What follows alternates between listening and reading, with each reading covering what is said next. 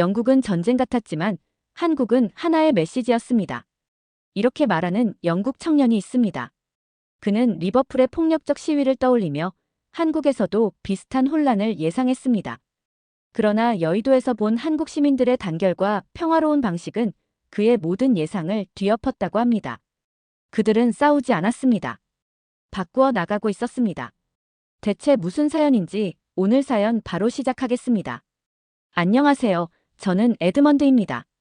런던에서 태어나고 자란 평범한 대학생이지만 한국 문화를 사랑하는 마음만큼은 남다릅니다. 제가 K-팝과 K-드라마에 빠진 건 몇 년 전이었어요. 저는 BTS의 뮤직비디오를 처음 봤을 때 그 화려한 퍼포먼스와 뮤직비디오의 퀄리티에 완전히 반하게 되었습니다. 몇 주 후에는 블랙핑크의 Kill This Love를 듣고 K-팝이라는 장르가 단순한 음악 그 이상이라는 걸 느꼈죠. 며칠 만에 플레이리스트가 모두 K-팝으로 채워졌습니다.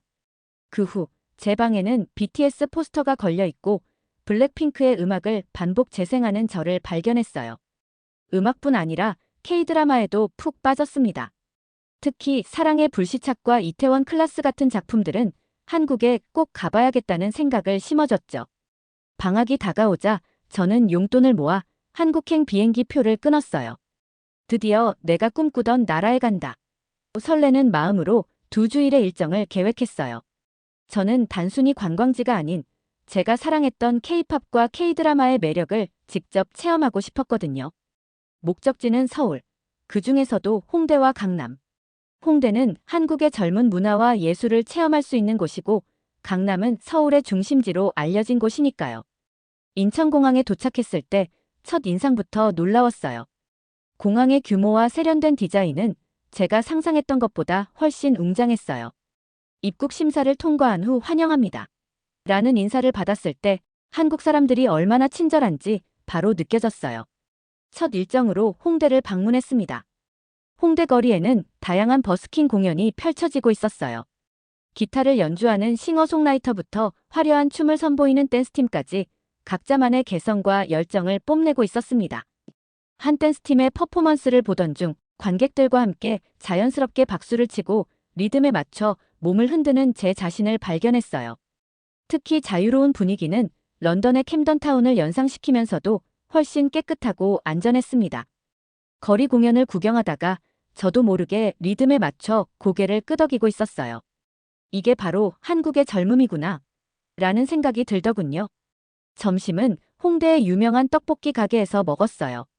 매콤하면서도 달콤한 소스가 입안에서 퍼지는데 정말 감동적이었어요. 드라마에서 보던 떡볶이가 바로 이 맛이구나 싶었죠. 옆자리에 한국 대학생들과 짧게 대화할 기회도 있었어요. 영어가 서툴다고 하면서도 친절하게 제가 뭘 더 먹으면 좋을지 추천해 주더군요.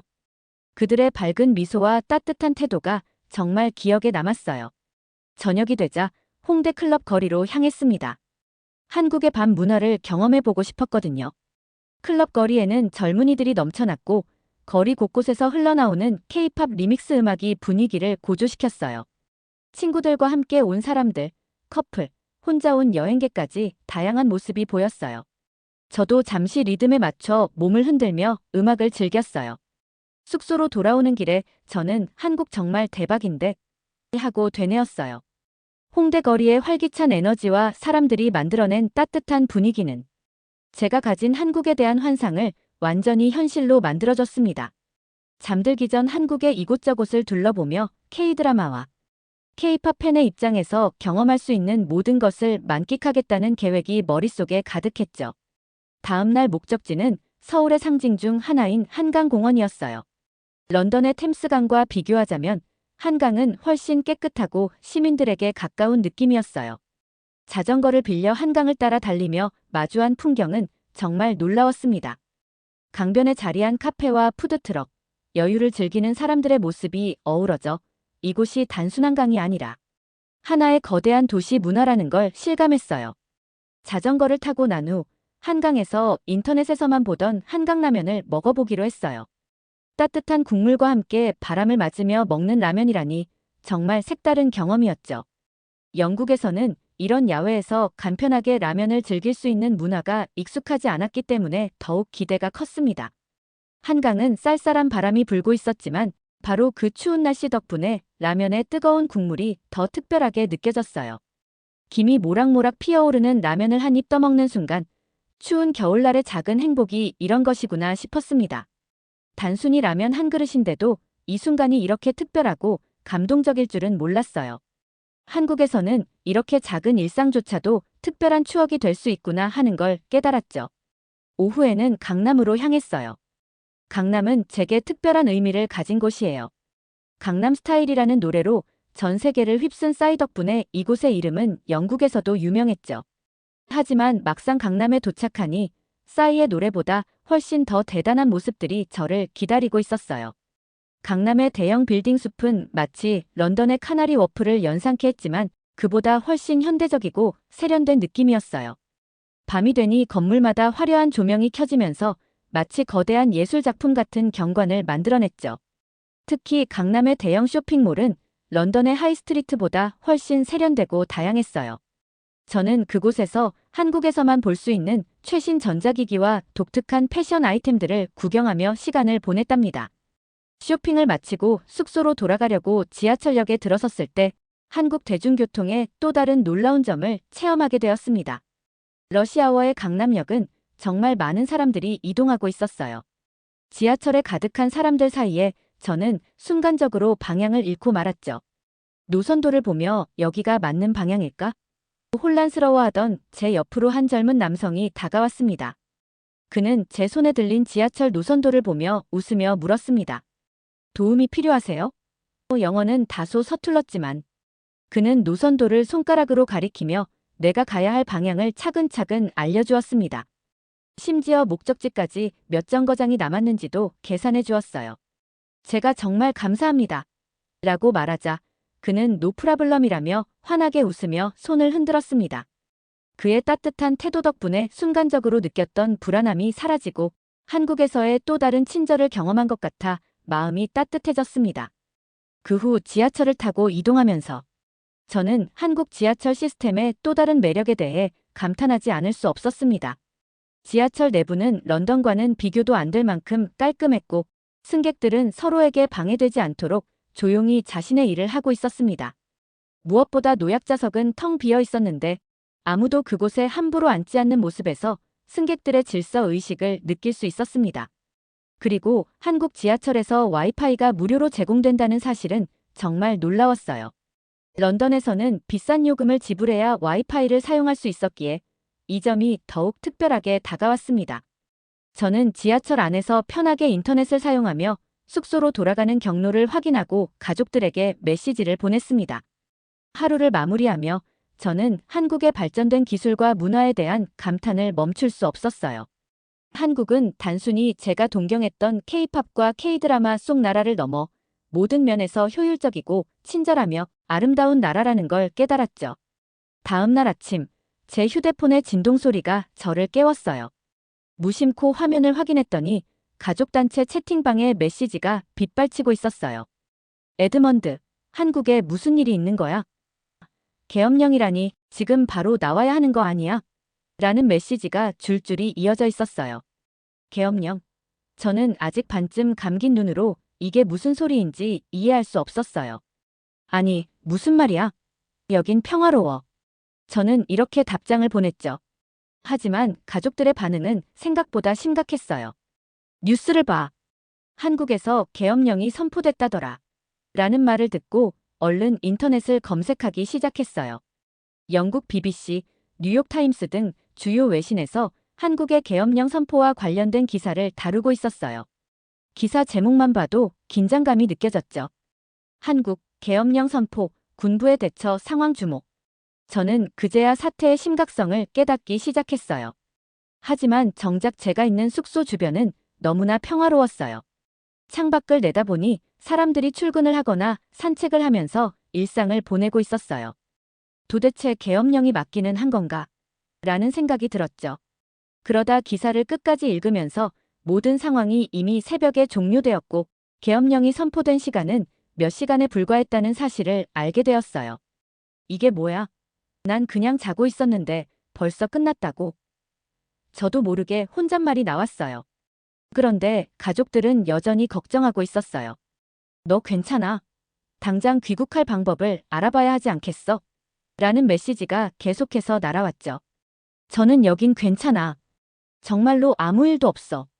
거리도 평소랑 똑같아. 라고 답했지만 한편으로는 혹시 모를 상황에 대비해야겠다는 생각이 들었어요. 저는 주한 영국 대사관의 공지를 확인했어요. 한국에 여행 중인 영국 국민들에게 정치적 상황에 주의하라는 메시지가 있었어요. 필요하다면 즉시 대피할 수 있도록 준비하라는 내용이 있었지만 그 외에는 구체적인 조언이 없었어요. 이런 상황에 처음 놓인 저는 귀국 항공권을 알아보기 시작했어요. 혹시라도 문제가 생기면 빠르게 돌아갈 수 있어야 하니까. 항공권을 검색하면서도 계속해서 거리의 상황을 살폈어요. 정말 이상한 점 하나도 없었거든요. 그렇게 몇 시간을 보내며 고민에 빠졌어요. 이제 막 한국의 매력에 빠지기 시작했는데 이대로 여행을 포기해야 할까? 저는 결국 카페로 향했어요. 따뜻한 커피 한 잔을 마시며 마음을 진정시키려 했죠. 카페 안에서도 사람들은 여유롭게 책을 읽고 대화를 나누고 있었어요. 어디를 봐도 급박하거나 불안한 분위기는 없었어요. 저는 항공권 예약 페이지를 닫으며 결심했어요. 그래, 여기서 계속 있어도 괜찮을 것 같아. 이렇게 평화로운데 괜히 서두를 필요 없잖아. 한편으로는 이 모든 상황이 너무 신기했어요. 영국에서는 이런 일이 생기면 거리마다 긴장감이 흐르고 사람들 사이에 공포가 퍼지는 게 일반적이거든요. 하지만 한국은 전혀 그런 분위기가 아니었어요. 그렇게 저는 원래 계획대로 여행을 이어가기로 했어요. 그런데 마음 한구석에는 또 다른 호기심이 생기기 시작했어요. 도대체 계엄령이 내려진 이유는 뭘까? 사람들이 시위를 한다던데. 그건 어떤 모습일까? 뉴스를 보니 서울 여의도에서 시위가 열릴 예정이라는 기사를 발견했어요. 평소라면 시위를 구경하겠다는 생각은 하지 않았을 거예요. 사실 제가 영국에서 최근에 겪었던 시위는 상당히 긴장감 넘치는 경험이었거든요. 거리는 파괴되고 경찰과 시위대가 충돌하며 그야말로 전쟁터 같았죠. 하지만 이번엔 뭔가 달랐어요. 한국의 시위가 영국과 다를 것 같다는 느낌이 들었거든요. 그냥 떠나기엔 이 나라를 아직 다 경험하지 못한 것 같아. 시위가 열린다는 여의도로 가보자. 그곳에서 직접 보고 판단하자. 여의도로 향하는 지하철 안에는 대학생처럼 보이는 젊은이들, 출근길에 회사원들이 제 옆에 앉아 있었어요. 사람들의 표정은 평온했어요. 어느 누구도 시위나 계엄령에 대해 걱정하는 기색이 보이지 않았죠. 저는 살짝 창문 너머를 바라보며 생각했어요. 혹시 내가 과민 반응을 한 걸까? 여의도에 도착한 저는 여전히 믿기지 않는 마음으로 발걸음을 옮겼어요. 시위라는 단어는 제게 항상 무겁고 위험하며 긴장된 공기를 연상시켰어요. 영국에서 본 시위들은 대부분 부정적인 경험으로 남아 있었거든요. 거리마다 연기가 자욱하고 경찰과 시위대가 대치하며 때로는 불타는 자동차와 부서진 상점들이 나오는 뉴스 화면을 보며 익숙해진 모습이었죠. 하지만 여의도에 도착한 순간 제 예상은 완전히 빗나갔습니다. 거기엔 폭동도 경찰의 방패도 없었어요. 대신 축제라고 부를 만한 분위기가 저를 기다리고 있었죠. 수많은 사람들이 모여 있었지만 그들의 표정은 긴장감이 아닌 활기로 가득 차 있었어요. 이게 시위라고. 저도 모르게 혼잣말을 내뱉으며 발걸음을 멈췄어요. 스피커에서는 익숙한 K-팝 노래가 흘러나왔어요. 그 순간 제가 있는 곳이 시위 현장이 아니라 K-팝 콘서트장이라고 착각할 정도였어요. 사람들은 리듬에 맞춰 손을 흔들고 웃으며 노래를 따라 부르고 있었어요. 심지어 노래가 끝나자 파도 타기가 이어졌는데 그 장면은 영국에서는 상상도 못할 일이었어요. 저는 휴대폰을 꺼내 이 광경을 찍기 시작했어요. 친구들이 이걸 보면 뭐라고 할까? 생각하며 웃음이 나왔죠. 한 명이 저에게 다가와 웃으며 말을 걸었어요. 외국인인 것 같은데 여기 왜 왔어요? 저는 잠시 당황했지만 솔직히 대답했어요. 한국의 시위가 영국과 다르다고 해서 궁금해서요. 그는 크게 웃으며 이렇게 말했어요. 우린 싸우는 게 아니라 바꿔나가기 위해 나온 거예요. 그의 말은 저에게 깊은 인상을 남겼습니다. 싸우는 게 아니라 바꾼다. 이 단순한 말 속에 한국 사회의 특별함이 담겨 있는 것 같았어요. 사람들이 몰려있는 한쪽 부스로 발걸음을 옮겼어요. 그곳에서는 전단지를 나눠주며 시위의 이유를 설명하고 있었죠. 한 자원봉사자가 제가 외국인임을 알아보고 영어로 친절히 설명해줬어요. 우리는 여기서 우리의 권리를 외치고 있습니다. 하지만 우리는 폭력적인 방식이 아니라 모두가 이해할 수 있는 방식으로 이야기하려고 해요. 그의 말에서 저는 이 시위가 단순히 항의가 아니라 사람들과 대화하려는 노력이라는 점을 깨달았어요. 그가 건넨 자료를 읽어보니 시위대가 요구하는 핵심은 국민의 기본권과 민주주의의 회복이었어요. 한국은 민주주의를 지키기 위해 큰 노력을 해왔고 이번 계엄령 사건은 그들의 노력에 위협이 되었다고 느꼈기 때문이라고 설명했어요. 우리가 이렇게 단합해 목소리를 내지 않으면 우리의 미래를 바꿀 수 없어요. 자원봉사자의 진지한 말은 제게 큰 울림을 주었어요. 어두워질 무렵 시위대는 K-팝 응원봉과 LED 초를 켜기 시작했어요. 수백 개의 불빛이 하나로 모여 여의도의 밤하늘을 아름답게 수놓았죠. 이 장면은 그 자체로 강렬한 메시지였습니다. 우리는 하나다. 그리고 우리는 평화롭게 우리의 목소리를 낸다. 그들의 조용하면서도 강렬한 의지는 마치 별들이 지상에 내려온 것처럼 빛나고 있었어요. 그날 저는 시위 현장을 떠나며 많은 생각에 잠겼어요. 이곳에서 제가 경험한 것은 단순한 시위가 아니었어요. 그것은 한국 사회의 성숙함과 단결력, 그리고 창의적인 항의의 본질을 보여주는 장이었어요. 한국 사람들은 자신들의 의견을 표현하는 방법에서조차 남다른 방식을 선택했어요. 그들은 분노로 세상을 바꾸려 하지 않고 공감과 희망으로 변화를 꿈꾸고 있었습니다. 저는 이런 특별한 경험을 통해 한국에 대해 더 깊이 이해하게 되었고, 이 나라가 단순히 발전된 기술이나 경제력만으로 대단한 것이 아니라는 것을 알게 되었습니다. 그것은 사람들의 의식, 그리고 그들이 만들어가는 사회의 모습이었어요. 이 경험은 저의 한국 여행에서 가장 뜻깊은 순간 중 하나로 남게 될 것 같다는 확신이 들었습니다. 영국에서 시위는 흔한 일이지만 그 풍경은 항상 긴장감과 폭력적인 상황이 뒤따랐어요. 특히 2024년 여름 리버풀에서 벌어진 반이민 시위는 저에게 잊을 수 없는 트라우마를 남겼습니다. 그날 저는 우연히 시위 현장 근처를 지나고 있었는데 거리는 이미 전쟁터처럼 변해 있었어요. 깨진 유리창과 불에 탄 자동차, 도망치는 사람들, 그리고 이를 막으려는 경찰들의 고함 소리가 뒤섞여 있었죠. 저는 그 혼란스러운 장면을 피하려고 골목길로 도망쳤지만 그 순간에도 마음 한구석엔 공포가 남아 있었거든요. 영국에서는 시위가 정부와 시민 간의 전쟁처럼 느껴졌다면 한국에서는 시민들이 자신의 메시지를 정부와 사회에 평화롭게 전달하려는 과정 같았어요. 물론 정부의 대응 방식이 달랐던 것도 중요했겠죠.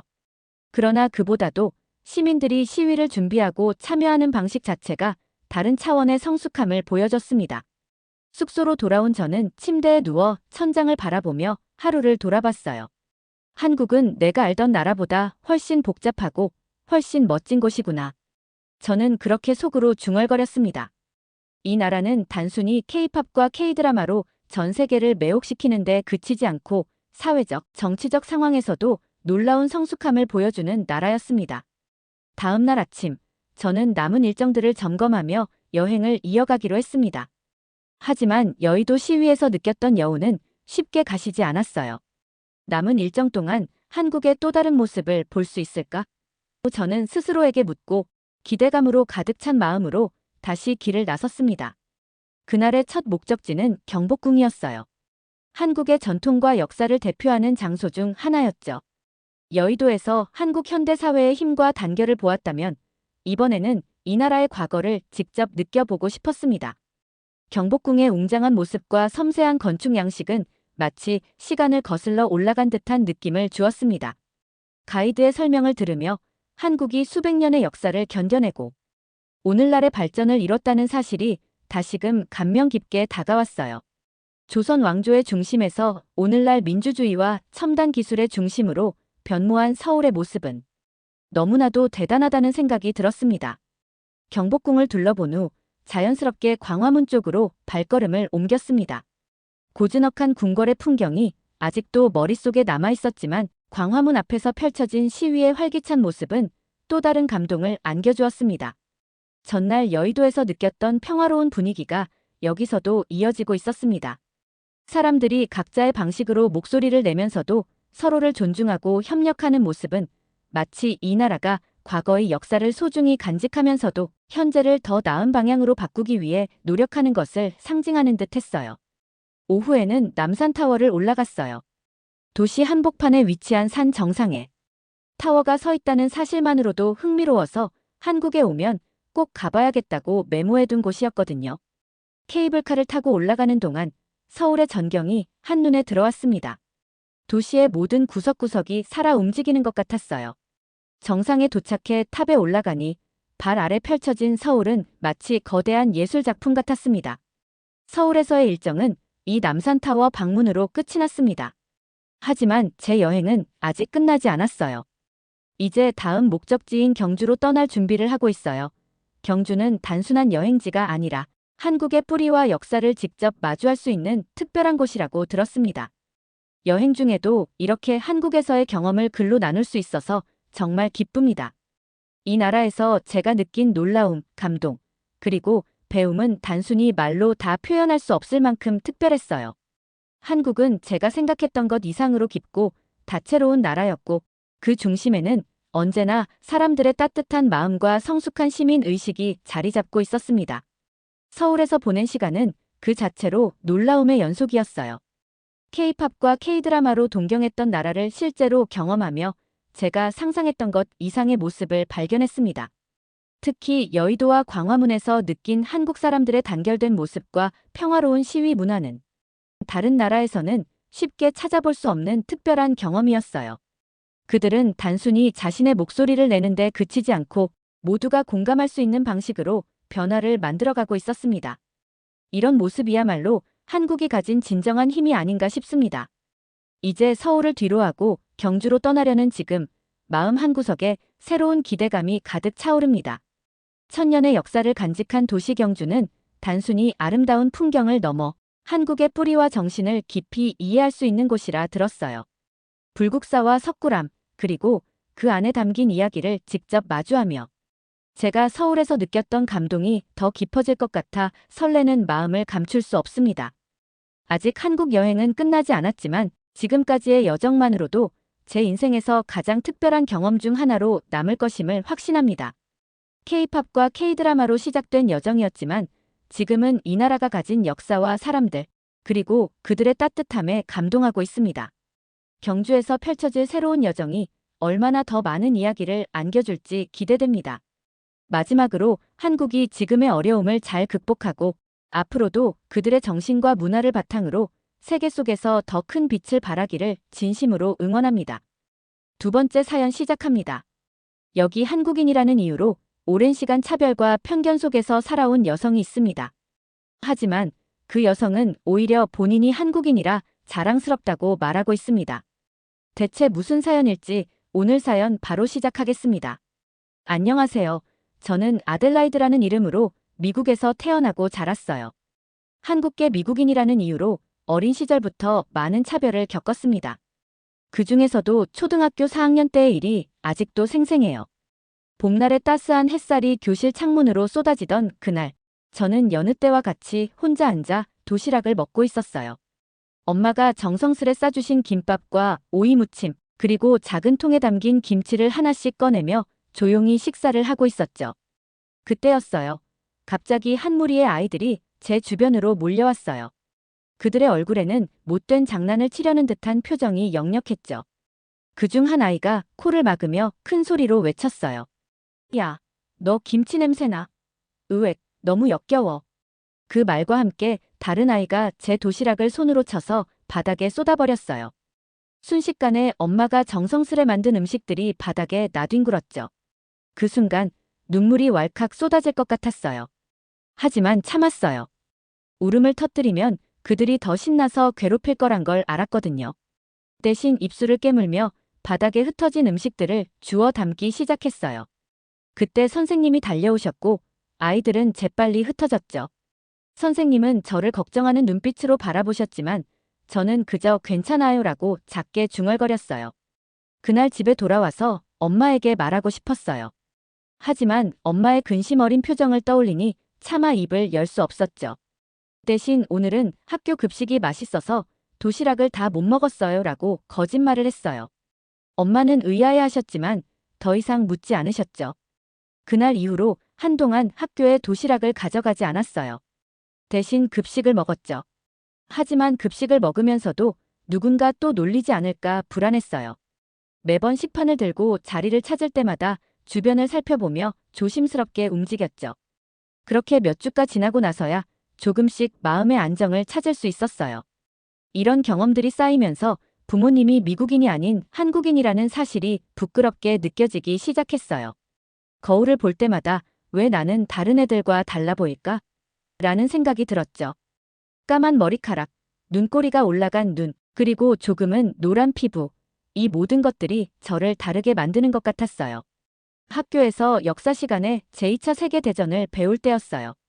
선생님이 진주만 공습에 대해 설명하시던 중 갑자기 한 아이가 손을 들고 물었어요. 선생님, 아델라이드의 할아버지도 일본군이었나요?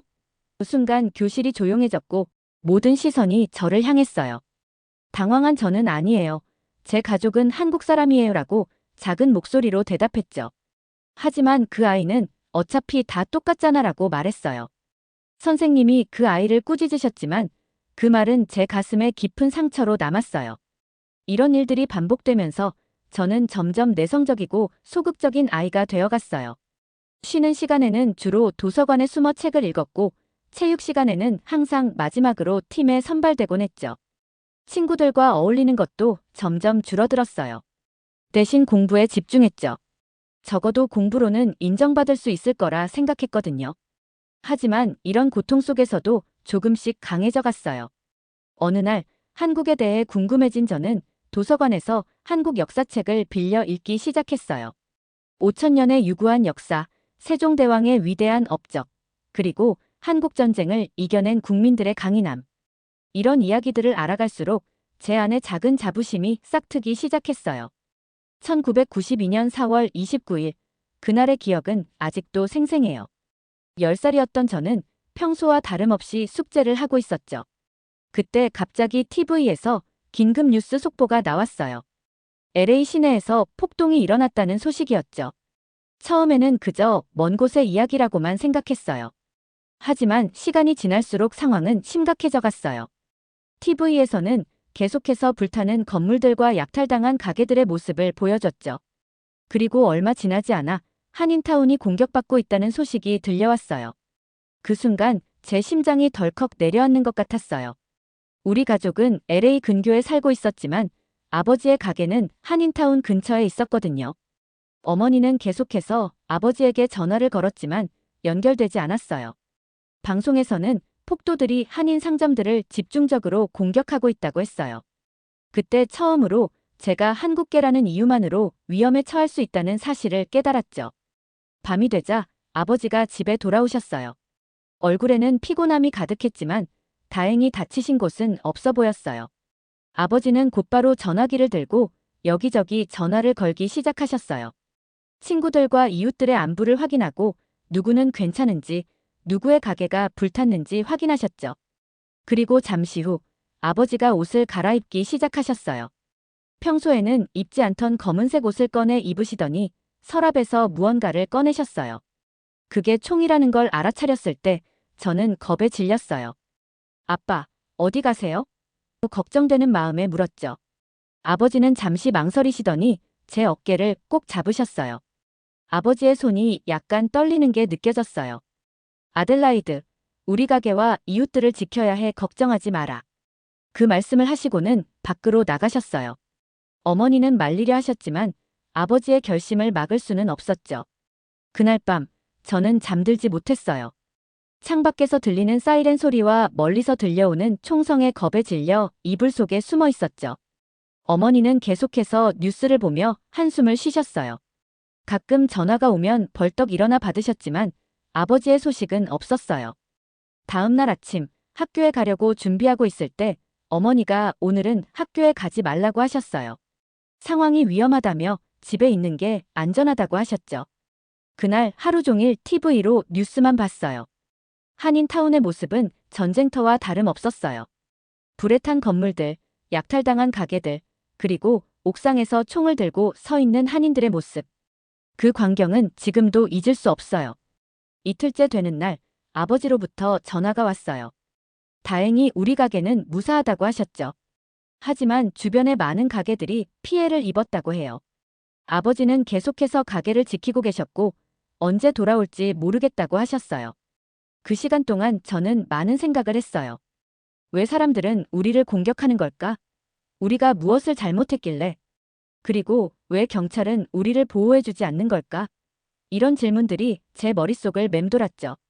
동시에 아버지가 걱정됐어요. 혹시 다치시진 않을까? 총에 맞으시면 어쩌나 하는 생각에 가슴이 아팠어요. 5일째 되는 날, 드디어 폭동이 잠잠해지기 시작했어요. 국방군도 투입되면서 거리의 혼란이 조금씩 정리되기 시작했죠. 그리고 그날 저녁, 마침내 아버지가 돌아오셨어요. 문이 열리는 소리에 우리 가족 모두가 현관으로 뛰어나갔어요. 아버지의 모습은 충격적이었어요. 수염이 덥수룩하게 자랐고 옷은 먼지와 그을음으로 더럽혀져 있었죠. 얼굴은 피곤함으로 가득했지만 그 속에서 강인함이 느껴졌어요. 어머니는 아버지를 껴안고 울음을 터뜨리셨고 저도 모르게 눈물이 흘렀어요. 그날 밤 아버지는 우리에게 있었던 일들을 이야기해 주셨어요. 어떻게 이웃들과 함께 가게들을 지켜냈는지, 어떤 가게들이 불에 타고 약탈당했는지, 그리고 어떻게 서로를 도우며 힘든 시간을 견뎌냈는지. 아버지의 목소리에는 피로함과 동시에 자부심이 서려 있었어요. 우리가 지켜냈다, 아버지가 말씀하셨어요.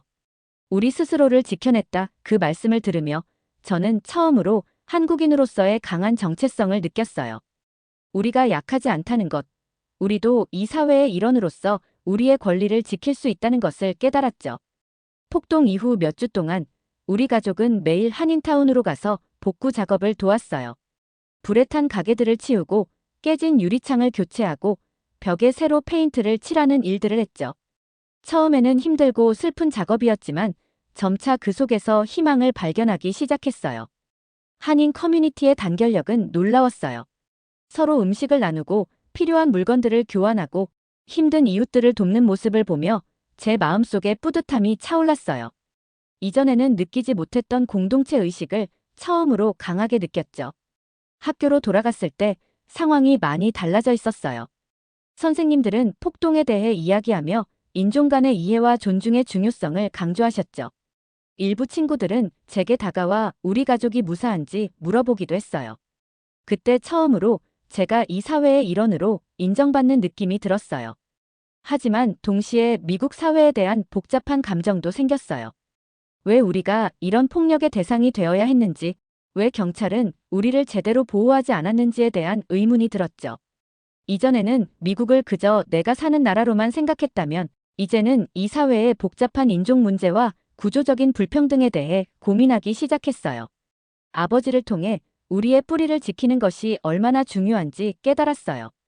동시에 이 사회에서 우리의 목소리를 내는 것의 중요성도 알게 되었죠. 아버지는 저에게 자주 말씀하셨어요. 아델라이드, 내가 누구인지 절대 잊지 마라. 하지만 동시에 이 나라의 시민으로서 내 권리를 당당히 주장하는 것도 잊지 마라. 이 사건 이후로 저는 한국어를 배우기 시작했어요. 매주 토요일 한국 학교에 다니며 한국어와 한국 문화를 배웠죠. 처음에는 어려웠지만 점차 재미를 느끼기 시작했어요. 한국어로 된 책을 읽고 K-팝을 들으며 한국에 대한 이해를 넓혀갔죠. 고등학교에 들어가서는 아시아계 학생회에 가입했어요. 그곳에서 비슷한 경험을 한 친구들을 만나며 제 정체성에 대해 더 깊이 고민할 수 있었죠. 우리는 함께 아시아계 미국인의 역사를 공부하고 우리의 권리를 위해 목소리를 내는 법을 배웠어요. 1992년의 LA 폭동은 제 인생의 큰 전환점이 되었어요. 그 사건을 통해 저는 한국계 미국인으로서의 정체성을 강하게 인식하게 되었고 동시에 이 사회에서 우리의 위치에 대해 깊이 고민하게 되었죠. 아버지의 용기와 한인 커뮤니티의 단결력을 보며 저는 우리가 약하지 않다는 것을 깨달았어요. 시간이 흘러 저도 어느덧 28이 되었어요.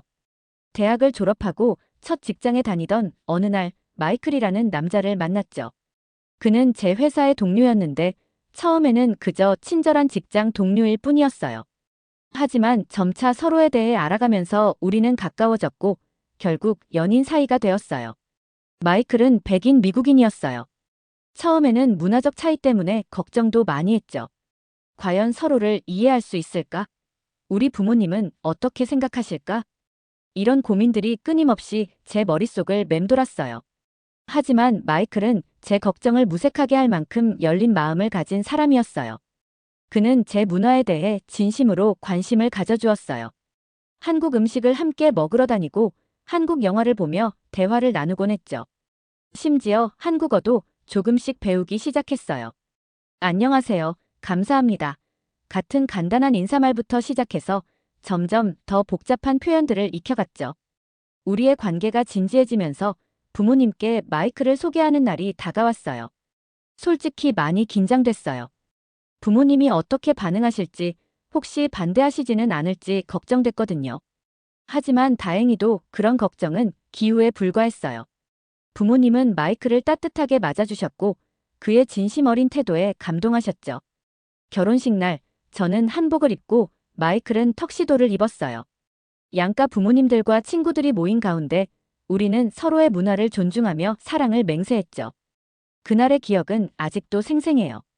행복하고 설레는 마음과 동시에 새로운 삶에 대한 기대와 약간의 두려움이 공존했던 그 순간. 결혼 후 2년이 지났을 때 우리는 첫 아이를 가졌다는 소식을 들었어요. 그때의 기쁨은 이루 말할 수 없었죠. 하지만 동시에 새로운 걱정도 생겼어요. 과연 우리 아이는 어떤 모습으로 자랄까? 어떤 정체성을 가지게 될까? 이런 생각들이 끊임없이 머릿속을 맴돌았어요.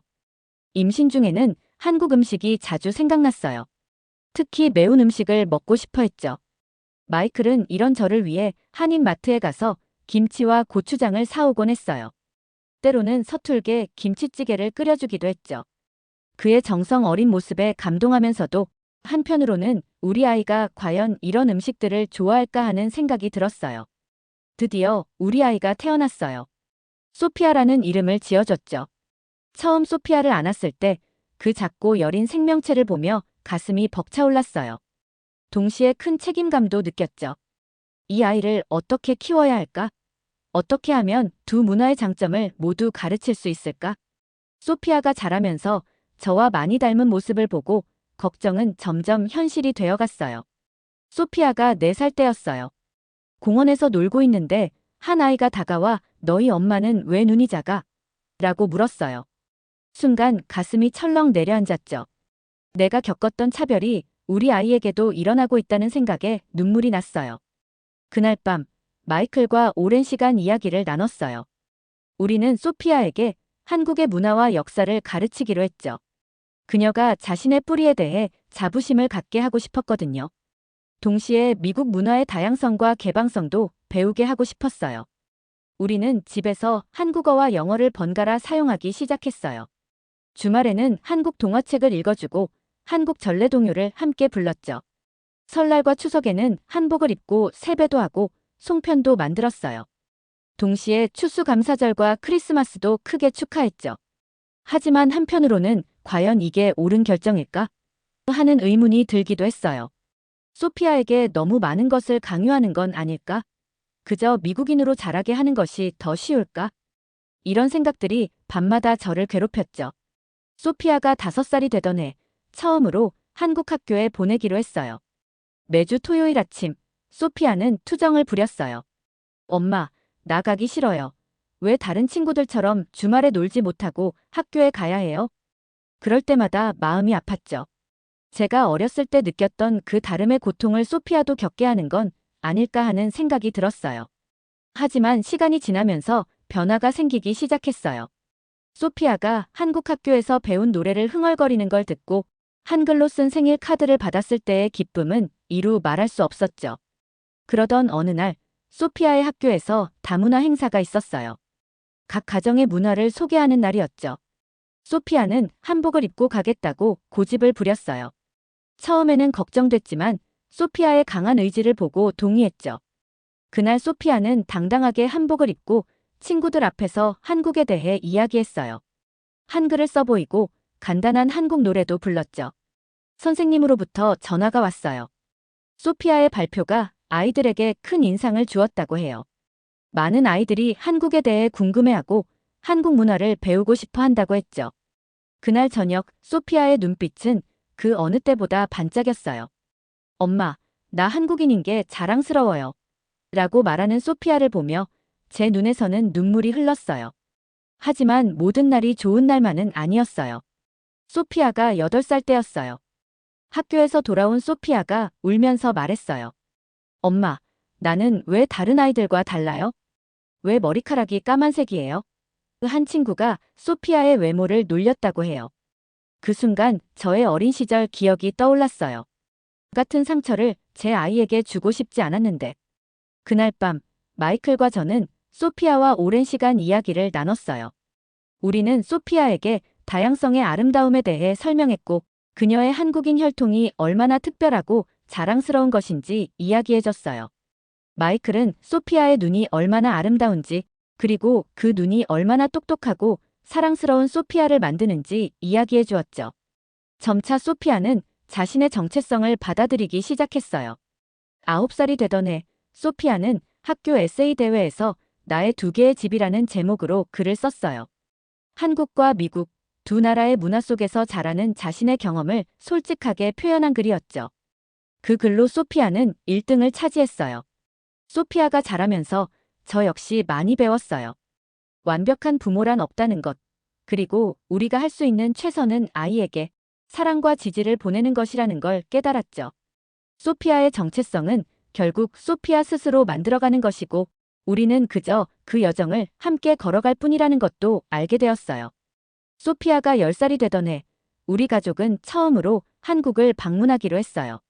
솔직히 말하면 저는 불안했습니다. 한 번도 가보지 않은 나라, 그것도 제 뿌리라고 하는 곳을 방문한다는 게 두렵기도 했어요. 과연 나를 받아들여 줄까? 내가 한국인답지 못하다고 생각하면 어쩌지? 이런 생각들이 머릿속을 맴돌았죠. 인천공항에 도착했을 때 가슴이 쿵쾅거렸어요. 주변에서 들리는 한국어, 익숙하면서도 낯선 음식 냄새, 그리고 어딘가 모르게 친숙한 얼굴들. 이상한 기분이었어요. 마치 오랫동안 잊고 있었던 고향에 돌아온 것 같은 느낌이었달까요? 서울로 향하는 공항철도를 탔을 때 소피아가 흥분된 목소리로 말했어요. 엄마, 여기 모든 사람들이 우리랑 똑같이 생겼어. 그 말에 저도 모르게 웃음이 나왔어요. 그동안 미국에서 소수자로 살아온 우리 가족에게 이런 경험은 새롭고도 특별한 것이었죠. 호텔에 짐을 풀고 첫날 저녁, 우리는 근처 식당에 가기로 했어요. 한국어 메뉴판을 보고 있는데 갑자기 주인 아주머니가 다가오셔서 영어로 말을 걸으셨어요. 어떤 음식을 주문하시겠어요? 순간 당황스러웠어요. 저희가 한국어를 못 알아들을 거라고 생각하신 걸까요? 저는 용기를 내어 서툰 한국어로 대답했어요. 저희는 한국 사람이에요. 여기 김치찌개 하나랑 된장찌개 하나 주세요. 주인 아주머니의 표정이 순간 당황으로 바뀌더니 이내 환한 미소를 지으셨어요. 아이고, 미안해요. 요즘 외국인 손님이 많아서 습관적으로 영어로 말했네요. 한국 교포세요? 그 말에 저는 안도의 한숨을 쉬었어요. 오히려 주인 아주머니께서 저희를 더 따뜻하게 대해주셨죠. 음식을 가져오시면서 이것저것 설명도 해주시고 한국에 온 것을 환영한다고 하셨어요. 그날 밤 호텔 침대에 누워 생각했어요. 제가 얼마나 긴장하고 있었는지, 그리고 그 긴장이 얼마나 불필요했는지를 말이에요. 한국 사람들은 제가 생각했던 것보다 훨씬 더 개방적이고 친절했어요. 이 경험을 통해 저는 조금씩 마음의 문을 열기 시작했습니다. 다음 날 우리는 경복궁을 방문하기로 했어요. 한복을 빌려 입고 궁궐 안으로 들어갔죠. 화려한 색감의 한복을 입은 소피아가 궁궐 앞에서 사진을 찍을 때 문득 눈물이 났어요. 이런 모습을 보게 될 줄은 꿈에도 몰랐거든요. 그때 한 무리의 한국 학생들이 다가왔어요. 그들은 영어로 말을 걸며 사진을 함께 찍자고 했죠. 저는 망설였어요. 우리가 관광 명소의 일부가 된 것 같아 기분이 이상했거든요. 하지만 소피아가 즐거워하는 모습을 보고 마음을 바꿨어요. 사진을 찍은 후 한 학생이 물었어요. 어느 나라 사람이세요? 저는 잠시 고민하다가 대답했어요. 우리는 한국계 미국인입니다. 그 말에 학생들의 반응이 놀라웠어요. 그들은 더욱 친근하게 다가와 이것저것 물어보기 시작했죠. 미국에서의 삶, 한국 문화에 대한 생각 등을 나누면서 우리는 금세 친구가 되었어요. 그 학생들 중 한 명이 특히 우리와 가까워졌어요. 그녀는 우리에게 서울의 숨은 명소들을 소개해 주겠다고 했죠. 처음에는 낯선 사람을 따라가는 게 걱정됐지만 그녀의 진심 어린 태도에 마음이 열렸어요. 다음 날 그녀를 따라 서울의 골목길을 누볐어요. 관광 가이드북에는 나오지 않는 작은 카페들, 아기자기한 공방들, 그리고 오래된 서점들을 구경했죠. 그 과정에서 저는 서울의 또 다른 매력을 발견했어요. 현대적인 도시 이면에 숨겨진 따뜻함과 정겨움을 말이에요. 특히 기억에 남는 건 작은 분식집에서의 경험이에요. 떡볶이를 먹고 있는데 옆 테이블의 할머니께서 우리를 유심히 보시더니 갑자기 말을 걸으셨어요. 어디서 왔어? 한국말을 참 잘하네. 저는 우리가 한국계 미국인이라고 설명드렸어요. 할머니의 반응이 놀라웠어요. 아이고, 그렇구나. 멀리서 고생하며 살았겠어. 근데 이렇게 한국에 와서 우리 문화를 배우려 하다니 대단해. 그 말씀에 저도 모르게 눈물이 났어요.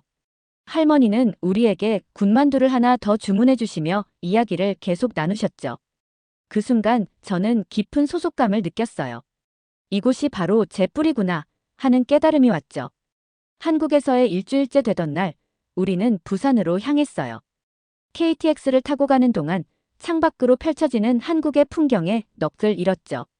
도시와 농촌이 어우러진 모습, 그리고 군데군데 보이는 산들. 이런 광경은 미국에서는 볼 수 없는 것들이었어요. 소피아는 창가에 코를 바짝 붙이고 와, 엄마. 저기 봐요. 를 연발했죠. 저도 모르게 마음이 뭉클해졌어요. 부산에 도착하자마자 우리가 제일 먼저 간 곳은 해운대 해변이었어요. 넓게 펼쳐진 모래사장과 끝없이 이어지는 푸른 바다를 보는 순간 우리 모두 탄성을 질렀죠. 소피아는 신나서 바다로 뛰어들었어요. 엄마, 아빠, 빨리 와요. 라고 외치는 소피아의 모습을 보며 우리 부부는 서로를 바라보고 미소 지었어요. 그때 옆에서 놀던 한국 아이들이 호기심 어린 눈으로 다가왔어요. 처음에는 어색했지만 금세 함께 어울려 놀기 시작했어요. 아이들의 웃음소리와 즐거워하는 모습은 어느 나라에서나 같다는 걸 새삼 느꼈죠. 놀랍게도 그 아이들의 부모님들도 우리에게 다가오셔서 이야기를 나누기 시작하셨어요. 처음에는 영어로 말씀하셨지만 우리가 한국계라는 걸 알고는 더욱 반갑게 대해주셨죠. 그분들은 우리 가족을 위해 직접 만드신 김밥도 나눠주시고 근처 맛집도 열심히 추천해 주셨어요. 꼭 가보세요. 부산에 왔다면 이건 먹어봐야 해요. 라며 메모까지 해주셨죠. 그 따뜻한 환대에 저는 눈시울이 붉어졌어요. 그날 저녁 숙소로 돌아오는 길에 소피아가 갑자기 제 손을 꼭 잡더니 말했어요. 엄마, 한국 친구들이 정말 좋아요. 내일 또 와서 놀고 싶어요. 소피아의 눈빛이 반짝이는 걸 보며 이번 여행이 그 아이에게 얼마나 특별한 경험이 될지 새삼 실감했어요. 어쩌면 이 경험이 소피아의 인생에 큰 전환점이 될지도 모른다는 생각이 들었죠. 부산에서의 마지막 날, 우리는 감천문화마을을 방문했어요. 알록달록한 집들이 산비탈을 따라 늘어선 모습이 너무나 아름다웠죠. 좁은 골목길을 걸으며 우리는 이곳에 살았던 사람들의 삶에 대해 생각해 보았어요. 그리고 문득 이런 곳에서 살았을지도 모를 우리의 조상들을 떠올렸죠. 그 순간 제 안에서 뭔가가 울림을 느꼈어요. 한국에서의 이주가 눈 깜짝할 사이에 지나갔어요. 마지막 날 공항으로 향하는 차 안에서 창밖으로 스쳐 지나가는 서울의 풍경을 바라보며 문득 눈물이 났습니다. 이제야 비로소 제 뿌리를 찾은 것 같았거든요. 처음 한국에 도착했을 때 가졌던 불안과 걱정은 온데간데 없고 대신 따뜻함과 자부심으로 가득 찼어요. 소피아는 차창 밖을 바라보며 조용히 말했어요. 엄마, 우리 꼭 다시 와요. 그 말에 저도 고개를 끄덕이며 그래, 꼭 다시 오자라고 대답했어요. 소피아의 눈빛에서 저와 같은 애정과 그리움이 느껴졌죠. 미국으로 돌아가는 비행기 안에서 저는 오랜만에 일기를 썼어요. 창가에 앉아 구름 위로 떠오르는 햇살을 바라보며 펜을 들었죠. 나는 한국계 미국인이다. 그리고 그것이 자랑스럽다. 이 한 문장을 쓰면서 어린 시절부터 안고 살았던 무거운 짐을 내려놓는 기분이었습니다. 더 이상 어중간한 존재가 아니라 두 문화를 모두 가진 특별한 존재라는 생각이 들었어요. 다음 날 회사로 복귀했을 때였어요. 동료 제니가 제게 다가와 물었죠. 휴가 잘 다녀왔어? 한국은 어땠어? 그 순간 저는 망설였어요. 예전 같았으면 그저 좋았어요라고 간단히 대답했겠지만 이번엔 달랐어요. 저는 깊은 숨을 들이쉬고 이야기를 시작했죠. 제니, 정말 놀라운 경험이었어요. 한국은 제가 상상했던 것보다 훨씬 더 아름답고 현대적이었어요. 서울의 밤거리는 마치 별들이 내려앉은 것 같았고 고궁의 고요함은 시간을 거스르는 듯했죠. 하지만 가장 놀라웠던 건 그곳에서 느낀 따뜻함이에요. 처음 보는 사람들이 우리를 가족처럼 대해주었죠. 그리고 처음으로 제가 어디에 속한다는 느낌을 받았어요. 제 이야기를 들은 제니의 눈이 반짝였어요. 우와, 정말 특별한 경험이었겠네요. 아델라이드, 당신의 눈빛이 달라 보여요. 더 자신감 있어 보여요. 그 말을 듣고 보니 정말 그런 것 같았어요. 제 안에 뭔가가 변했다는 걸 느꼈죠. 소피아도 많이 변했어요. 한국에서 돌아온 후 더욱 자신감 넘치는 모습으로 학교 생활을 하더라고요. 한국에서의 경험을 친구들에게 자랑스럽게 이야기하고 한국어로 된 동요를 흥얼거리기도 했죠. 어느 날 소피아가 숙제를 하다 말고 갑자기 저를 바라보며 말했어요. 엄마, 나중에 크면 한국과 미국을 오가면서 일하고 싶어요. 통역사가 될까 봐요. 그 말을 들으며 제가 지나온 길이 결코 헛되지 않았다는 걸 느꼈습니다. 제가 겪었던 어려움들이 소피아에게는 새로운 기회와 꿈이 되어 돌아오고 있었던 거예요. 이제 저는 자신 있게 말할 수 있어요. 나는 한국계 미국인이고 그것이 자랑스럽다고.